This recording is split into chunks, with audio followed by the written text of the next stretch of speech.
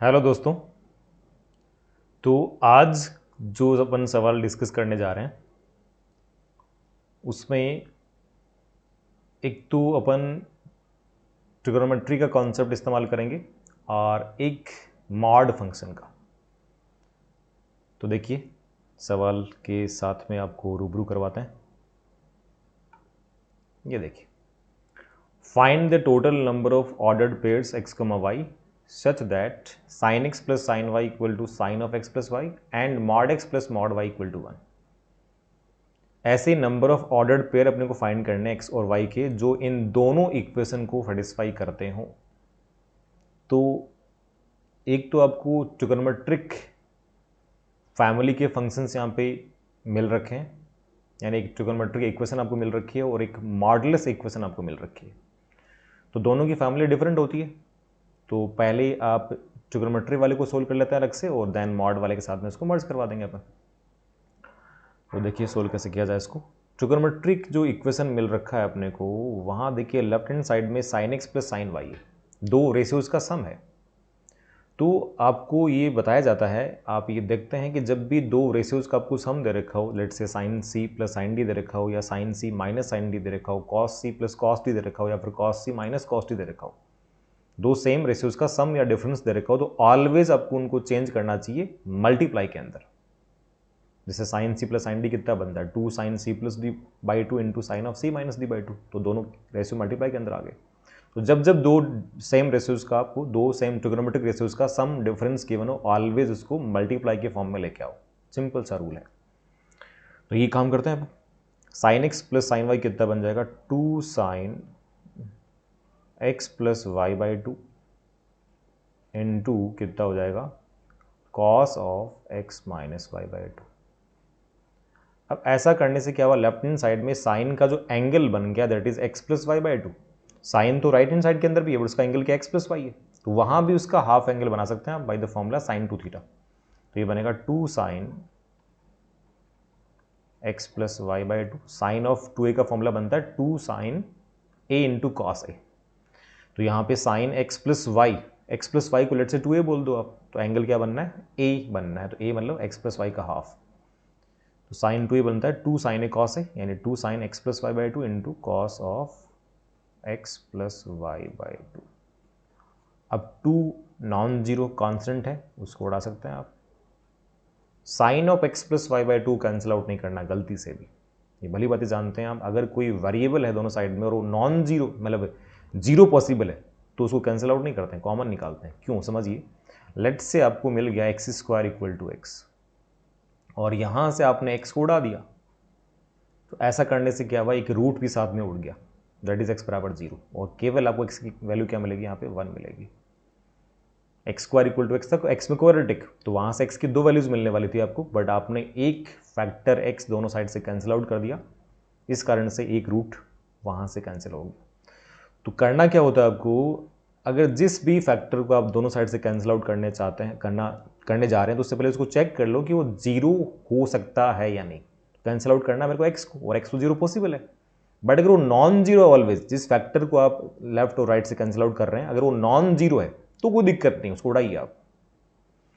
अगर zero possible है तो ऑलवेज कॉमन निकालना। तो यहाँ से एक्स स्क्वायर माइनस एक्स बराबर जीरो करते हो और फिर यहाँ से एक्स कॉमन निकालते हो आप, X minus 1 equal to 0। X के देखो दो वैल्यूज आ जाएंगी, एक तो 0 और एक 1।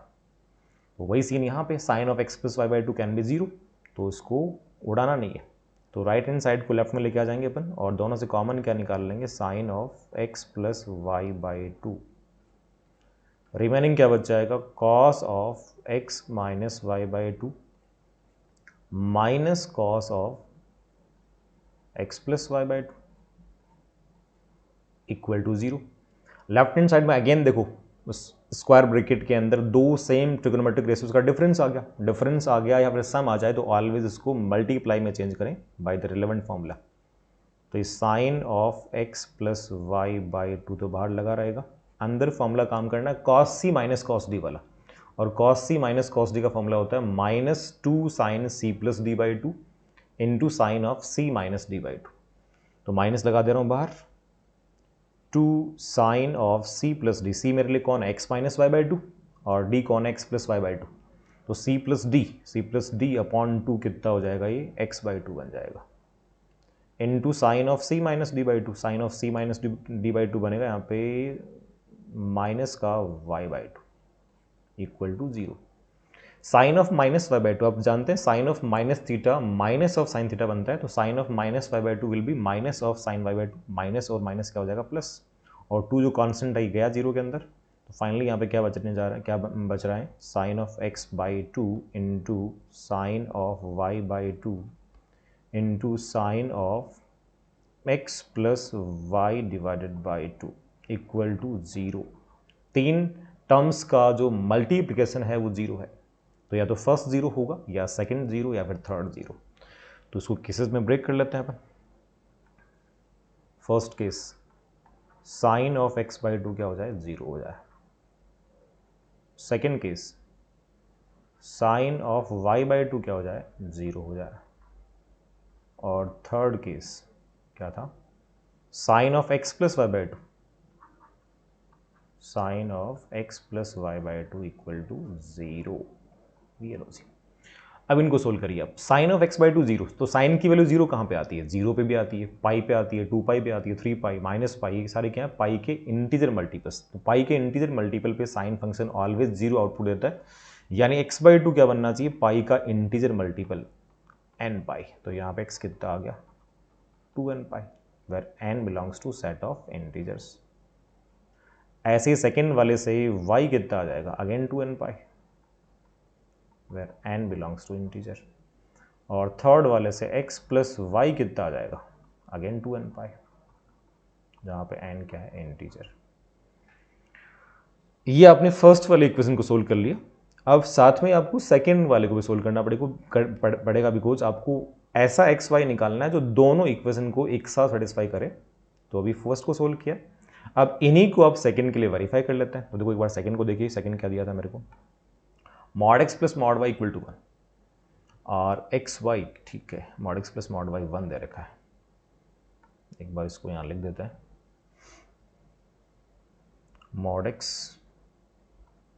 Plus mod y equal to 1। तो आप समझिए अगर mod x plus mod y 1 है तो जो मॉड x बनेगा वो मैक्सिमम 1 बन सकता है, 1 से बड़ा पॉसिबल नहीं है, बिकॉज मॉड का जो वैल्यू बनेगा वो ऑलवेज 0 या 0 से बिगर बनेगा। तो दोनों ही टर्म 0 या 0 से बड़े, तो अगर कोई भी किसी भी टर्म ने 1 को क्रॉस कर लिया तो डेफिनेटली 1 में कुछ ना कुछ आप 0 या 0 से बड़ा नंबर ऐड करेंगे।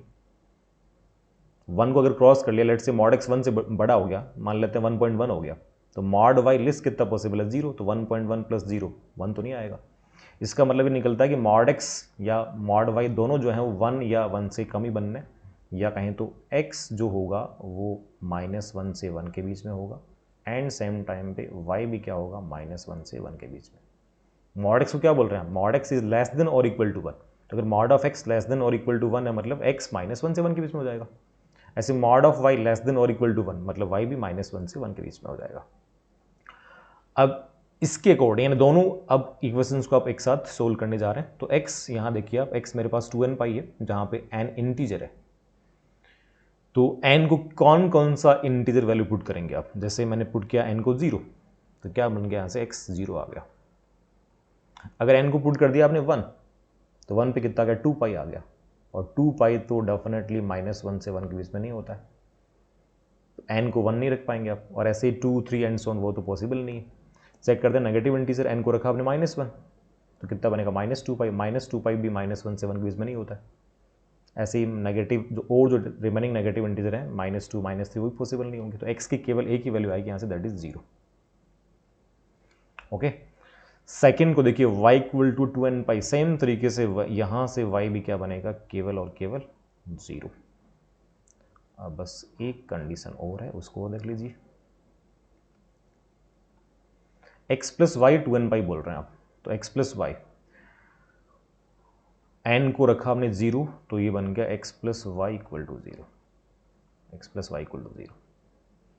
n को रखा 1 हमने, तो 1 पे कितना बनेगा, 1 पे क्या बनेगा, x plus y equal to 2 pi, 2 pi का मतलब 6 पॉइंट समथिंग, x और y का सम बोल रहे हैं आप 6 पॉइंट समथिंग, x खुद -1 से 1 के बीच में, y भी -1 से 1 के बीच में, तो उनका सम डेफिनेटली 6 पॉइंट समथिंग पॉसिबल नहीं है। तो n इक्वल टू 1 पे नहीं बनेगा, ऐसे ही 2 3 एंड ऑन वहाँ भी कुछ नहीं बनना आपको, और नेगेटिव इंटीजर के ऊपर भी कुछ नहीं मिलेगा, -1 -2 -3 एंड ऑन। तो x प्लस वाई केवल और केवल मिलेगा आपको 0 ऑनली। तो अब देखो दोनों कंडीशंस को मर्ज करना था आपको। ये तो आपने जो x और y का इंटरवल निकाला था, सेकंड कंडीशन से, यानी mod x plus mod y equal to 1 से जो एक ओवरव्यू लिया था आपने x के इंटरवल का, उसके अकॉर्डिंग आपने फर्स्ट इक्वेशन से तीनों जो कंडीशन बन रही थी उनको सोल्व कर लिया। अभी इनको एग्जैक्टली आपको सेकंड इक्वेशन के साथ में सोल्व करना पड़ेगा। तो ये जो पूरा मिला के है ना मेरे पास, यहाँ देखो केस बना देते हैं अपन, केस नंबर 1, ये केस नंबर 1 चल रही है, वैसे लगा देते हैं ऊपर, ये केस नंबर 1 है, ये केस नंबर 2 है, और ये केस नंबर 3 है। ये तीनों ही फर्स्ट कंडीशन की पार्ट है। तो ये मिला के फर्स्ट कंडीशन हो गया, और ये कौन सा हो गया यहाँ पर, सेकंड कंडीशन हो गया। तो फर्स्ट और सेकंड को सिंप्लीफाई करने जा रहे हैं अपन। तो फर्स्ट वाले का फर्स्ट क्या केस क्या x बराबर 0 है, तो यहाँ पे सेकंड कंडीशन क्या है, mod of x plus mod of y equal to 1, इसमें x को पुट कर दीजिए 0। तो यहाँ से मॉड ऑफ y क्या मिला मेरे को, 1 मिला, यानी y कितना आ जाएगा, +-1। तो x, y जो मिलने वाले हैं मेरे को यहाँ पे, वो देखो क्या क्या मिल गए, x 0 है तो y 1 मिला, एंड सेम टाइम में जो x 0 था y -1 भी आ गया, दो पेयर आ गए यहाँ से। अब चलिए केस नंबर 2 पे। केस नंबर 2 के साथ में आप सेकंड कंडीशन को सोल्व करेंगे, that is mod of x plus mod of y equal to 1, y को पुट कर दीजिए 0, तो मॉड ऑफ x 1 आ गया, यानी x क्या आ जाएगा, +-1। तो यहाँ जो x, y के पेयर आएंगे that are -1, 0 and +1, 0। Next case number 3, x plus y equal to 0 बोल रहे हैं आप, x plus y equal to 0, या बोले तो y बराबर -x, एक ही बात है।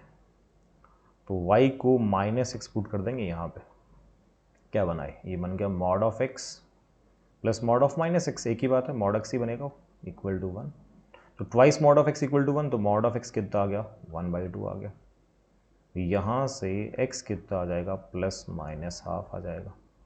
तो यहाँ जो x, y के पेयर्स आएंगे वो देखो कौन से आ जाएंगे, x हाफ बन रहा है, तो y तो -x है, उसका जस्ट अपोजिट है, तो y बन जाएगा -½ एंड अगर आप x को -½ लेते हैं तो y क्या बनेगा, +½ बनेगा।